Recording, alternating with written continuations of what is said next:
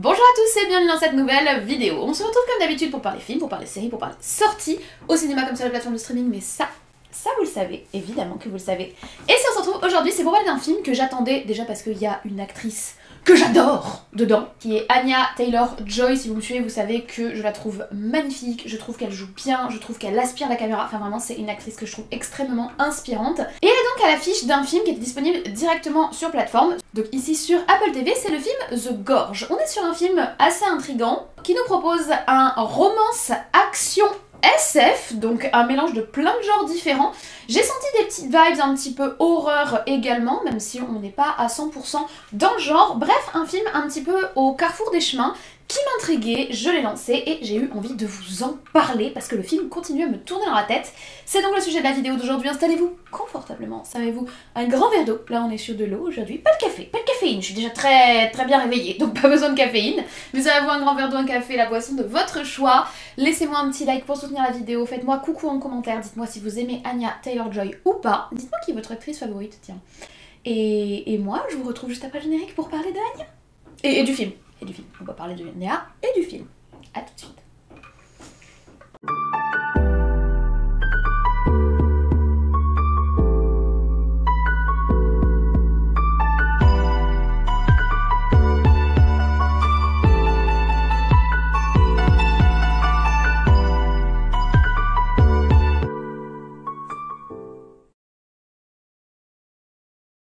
Alors, The Gorge, c'est donc la sortie de la Saint-Valentin sur Apple TV. Le film est sorti le 14 février 2025. Il est réalisé par Scott Derrickson qui nous avait déjà donné de très beaux films d'horreur, notamment Black Phone que j'avais plutôt apprécié et qui avait eu un vrai succès en salle. Ou encore le très bon Sinister que personnellement j'adore. Franchement le premier Sinister c'est un film qui paye pas de mine comme ça mais qui est très sympathique et extrêmement efficace dans sa production. Et il nous revient donc avec ce film The Gorge et un casting qui est totalement incontournable. Je vous l'ai dit, il y a Anya Taylor-Joy que j'adore. On a également Miles Teller. Miles Teller, on a pu l'apprécier dans le film Whiplash, on a pu l'apprécier également dans Top Gun Maverick. Et il avait fait ses débuts dans des films comme Les 4 Fantastiques, oui, vous savez, le 4 Fantastique qui n'existe pas, ou encore la saga Divergente. Oui, mon poilu. Petit bonjour de Monsieur Sissi, qui veut participer. Et comme si le casting ne suffisait pas à m'attirer en salle, on a un troisième protagoniste, un rôle qui n'est pas un rôle majeur, mais avec une vraie figure qui apporte une claire plus-value au film, c'est évidemment Sigourney Weaver.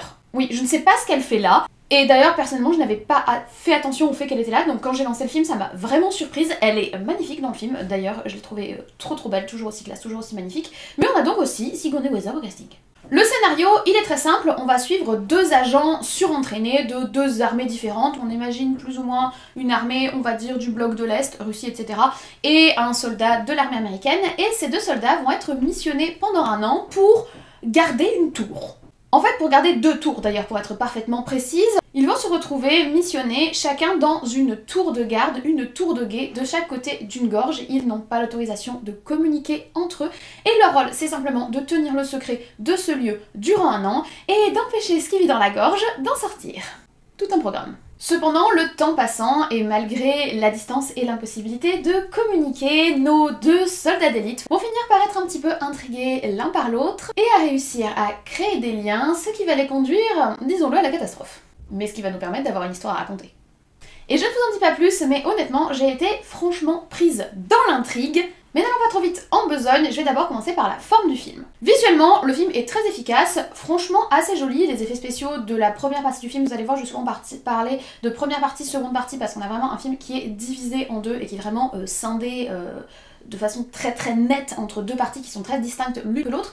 Mais les effets spéciaux de la première partie sont assez efficaces. On nous en montre pas trop sur la gorge ou sur l'environnement, mais on nous en dit assez pour comprendre qu'on est sur quelque chose qui est installé depuis longtemps, qui date peut-être de la Seconde ou de la Première Guerre mondiale, ou peut-être de la guerre froide. Enfin en tout cas on a ce côté un petit peu blocos URSS, vous voyez, qui est assez efficace, qui est plutôt bien intégré à l'intrigue. On a deux personnages qui sont assez bien définis par leur tenue vestimentaire et le peu de choses qu'on sait. Le film ne s'étale pas dans la présentation de personnages, il est défini juste par que quelques traits distincts. Alors on a le personnage de Miles Teller qui est somme toute relativement classique et assez transparent, il faut le dire. Le personnage de Anya est beaucoup plus intéressant, bon parce qu'on est sur une femme tireuse d'élite donc forcément c'est un petit peu plus original, et puis elle est beaucoup plus mise en valeur, et puis elle est magnifique, voilà, elle est trop belle, elle est belle quoi qu'elle porte et quel que soit le rôle qu'elle joue. Oui je sais c'est extrêmement subjectif, ça m'est égal. Mais en tout cas que ce soit au niveau de la définition des costumes, que ce soit au niveau de la définition des environnements ou de la façon dont c'est filmé, c'est classique mais ultra efficace. Les scènes sont belles, l'arrivée en hélicoptère par exemple est plutôt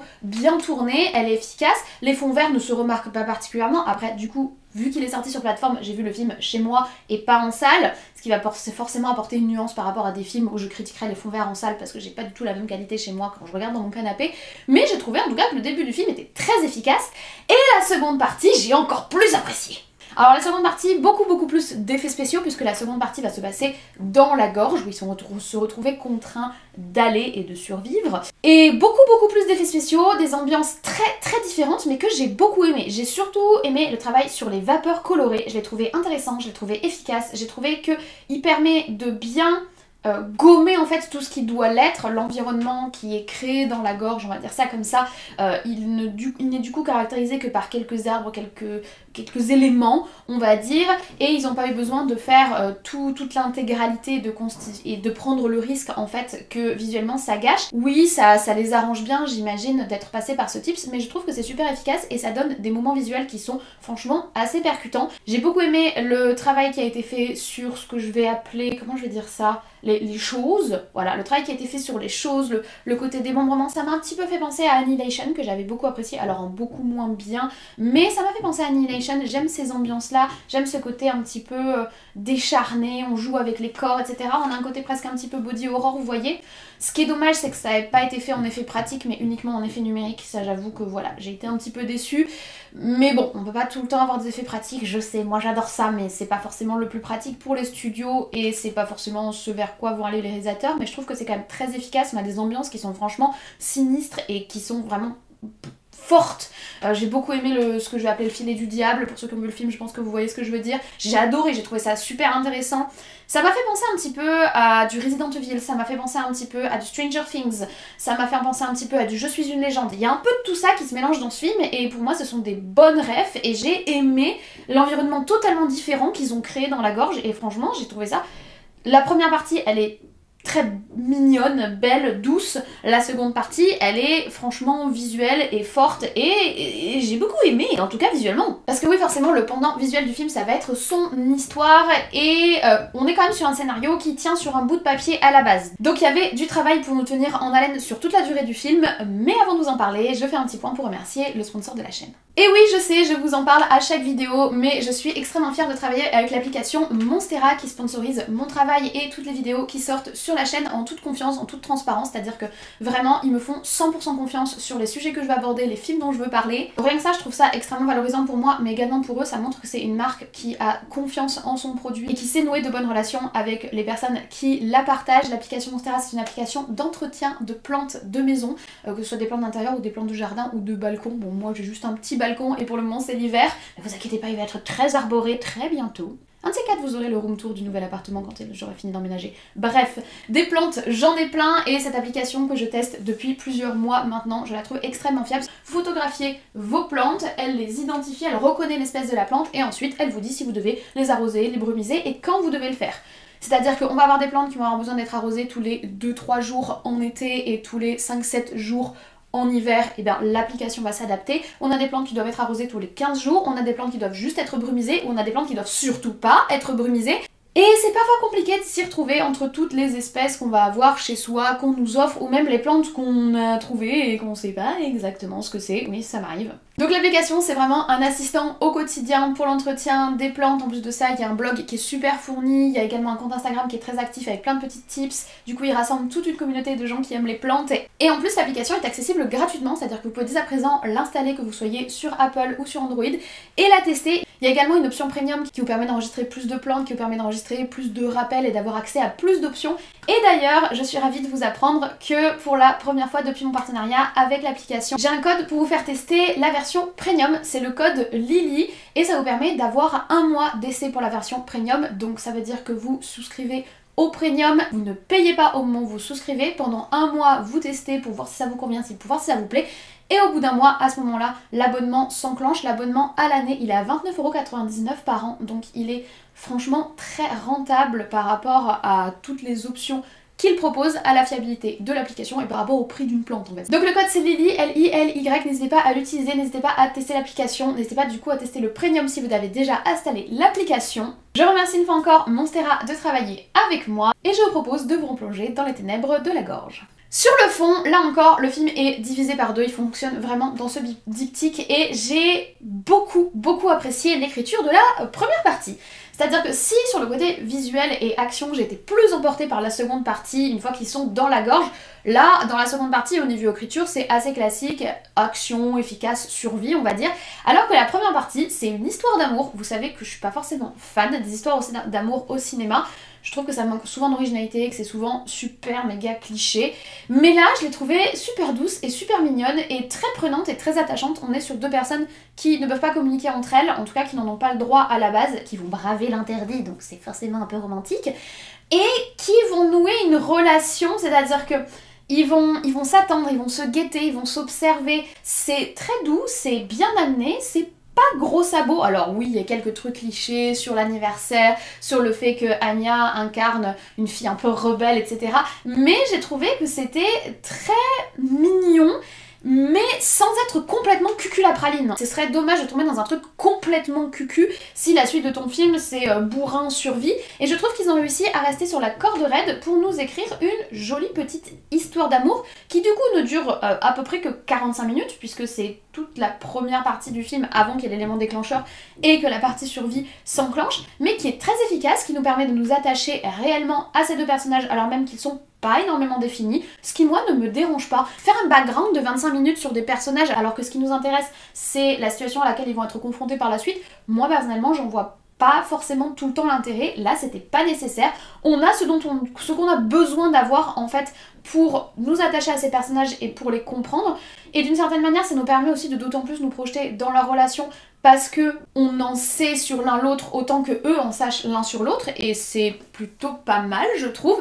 Mais honnêtement j'ai trouvé que cette première partie était extrêmement efficace dans son écriture et permet de bien nous inclure dans l'action quand on arrive dans la partie survie qui elle est bien plus classique. On est vraiment sur un scénar assez basique, sur une rythmique assez basique, sur une résolution et des événements assez basiques, mais ça fait clairement le taf. Et si j'en viens à mon bilan, et bien honnêtement j'ai passé un excellent moment devant ce film.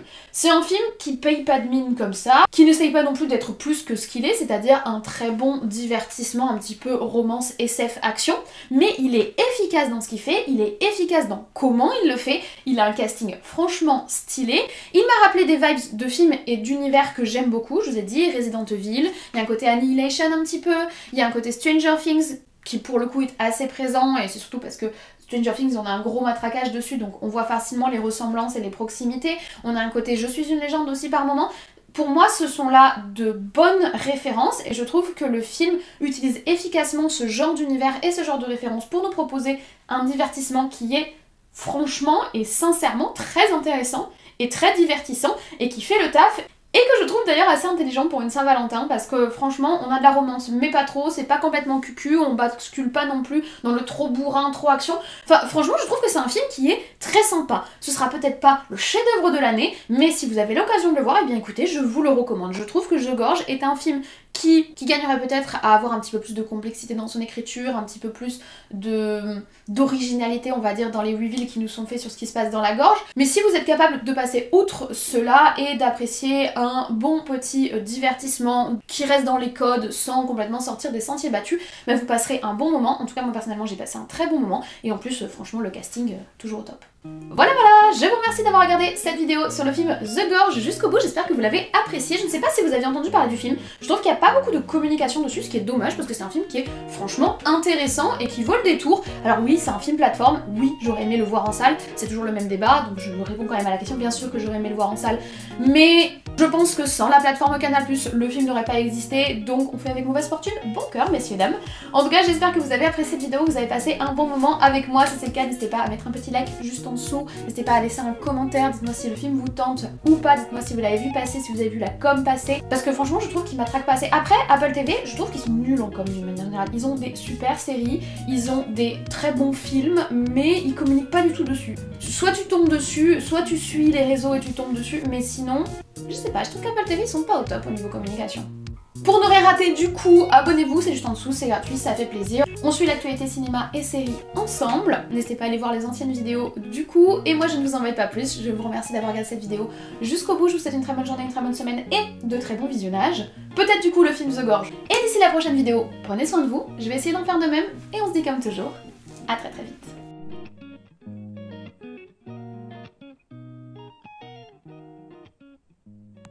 Bonjour, tournage matinal et rapide, j'espère que vous entendrez pas trop mais je crois qu'il y a mon voisin qui est en train d'installer des cadres chez lui. Mais c'est un tournage très rapide parce que ma pote Julie arrive et j'ai trop hâte, faut que j'aille la chercher à la gare. Mais j'avais très envie de vous parler du film The Gorge que j'ai vu il y a 2-3 jours et qui continue à me tourner en tête. Donc je me dis que c'était un film qu'il fallait dont on parle, sachant que je vous ai tourné hier mon avis sur Captain America New World Order, mais c'est les vacances, j'ai prévu plein de trucs parce que j'avais envie et besoin de me changer les idées, donc je sais pas quand est-ce qu'elles sortiront, mais voilà, elles sont tournées, elles seront en stock. Nouveau décor, vous l'avez déjà vu dans New World Order, si la vidéo est sortie avant celle-ci. Nouvelle light, et j'adore, et je ne vous en dis pas plus, ne perdons pas de temps, il faut aller chercher Julie à la gare, donc on se dépêche. Oui, t'es très séduisant, hein. Oui. Chut. Et ça suffit. Oui, oui. J'aimerais pouvoir tourner. Déjà, il y a le voisin qui tape dans les murs. Si en plus tu t'y mets aussi. Sans avoir réellement le droit de le faire. Qui ne pète pas... Et voilà. Bon, quand même 20 minutes. J'espère que Julie est pas en train de m'attendre quelque part. Non, c'est bon. Bon, il faut que j'y aille, je vous laisse. Merci d'avoir regardé cette vidéo. Et... vous avez vu comment j'ai bien réussi mon liner? Je suis extrêmement fière de moi. Je trouve que ça m'a bien. Je me suis remis au liner et ça m'avait manqué. Bref, c'est pas du tout le sujet.